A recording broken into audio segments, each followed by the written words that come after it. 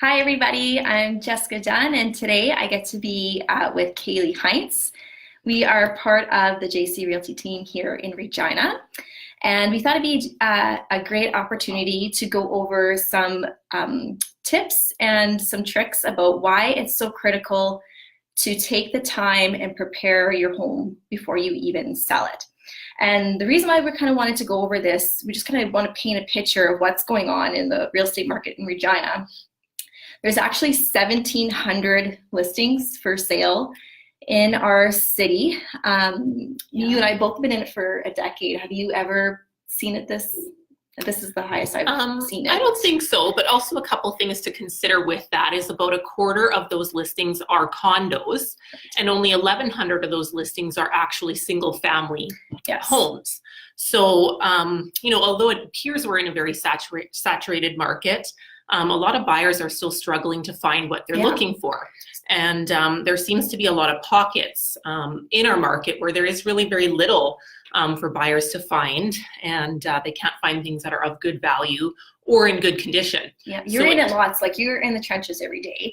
You are showing all the time, and you actually are struggling in specific price points and specific areas in the city of finding that quality listing. And you feel like, wow, if the seller could have just done a few extra things to make it look more valuable at this price, it might have been more advantageous to your buyer. So exactly. So although we seem to be in a heavy inventory market, you can certainly still accomplish a quick and easy sale if you follow a couple key things that'll help you get sold really quickly. Right. So how do you, in a market like this, how do you go about standing out?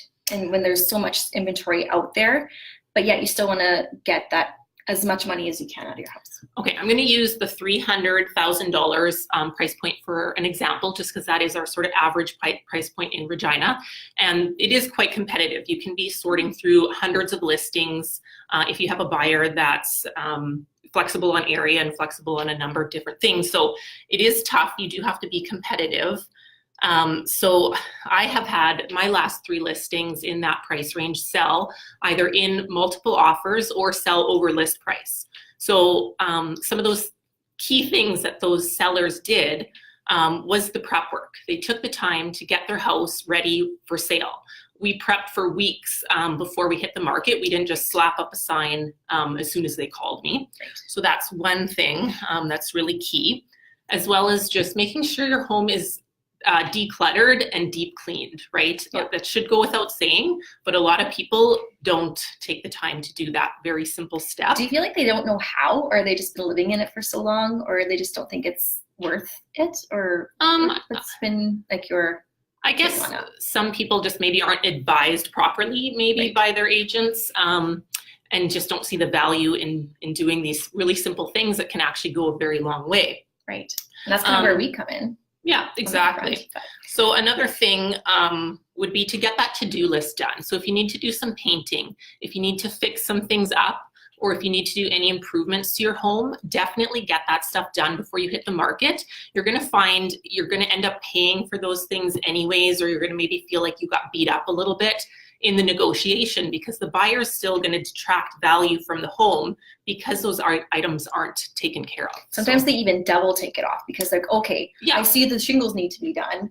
I'm going to give them at this price, but then I'm going to even go even further and get a quote and get it even further down. Right. And by that time, you may have lost 3 or 4 buyers because they don't even want to take on that type of thing. So if it's in your budget, or you have the means and know how to do it, put the sweat equity in, it's definitely a huge critical point that you can be doing as a seller to get your house sold quicker. Yeah. And then the next thing would be to amp up the curb appeal. So that is your true chance to make a first impression. A lot of buyers, when they look at a home, they're making a decision on that home within 10 seconds of viewing it if they're interested or not. So make sure you take those extra steps and increase your curb appeal as much as you can. Most of the time, that first picture on MLS is your exterior picture. We've had people like, oh, we don't even want to look at that because the exterior turned them off instantly, or they do a drive-by, even though your inside of your home may look great. They don't even want to look inside. They've already decided before they got out of the car that this house wasn't for them. So definitely take some time with that.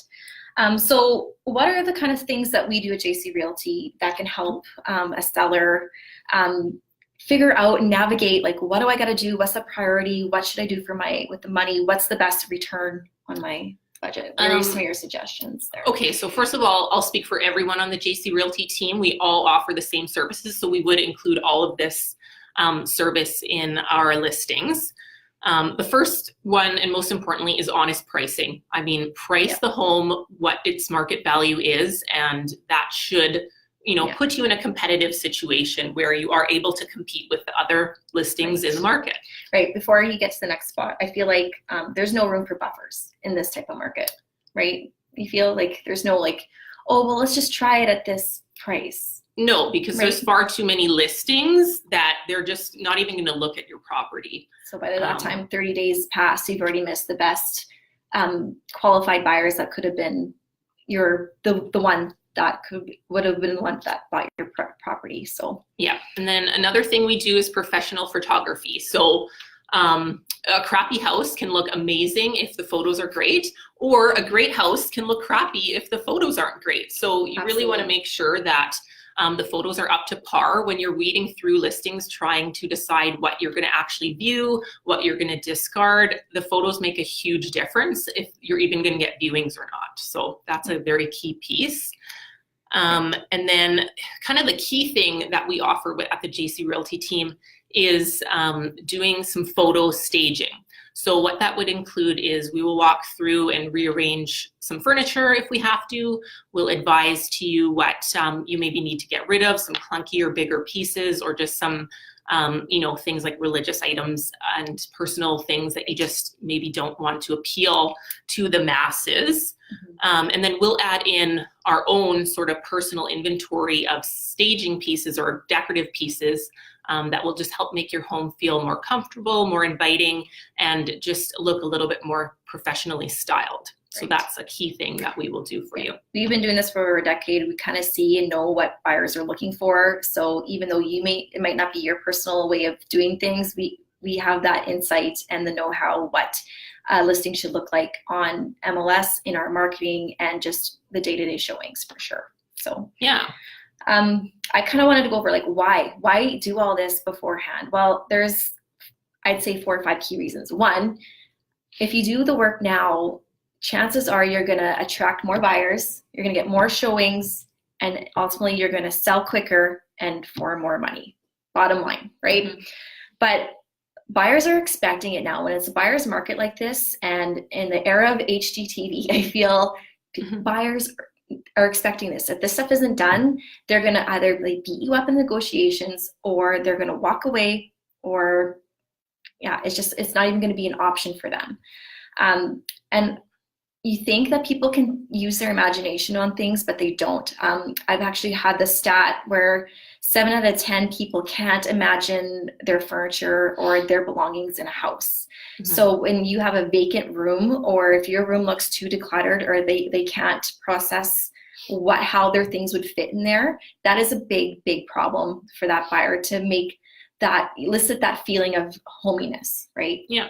And of course, we'll go through, during our listing consultation, we'll walk you through in more detail those things you need to do to fine tune and really work together to get your house ready to show and to make that best first impression. Yeah. So if you want some more specific details, you can always contact Kailey or myself or anybody on the JC Realty team.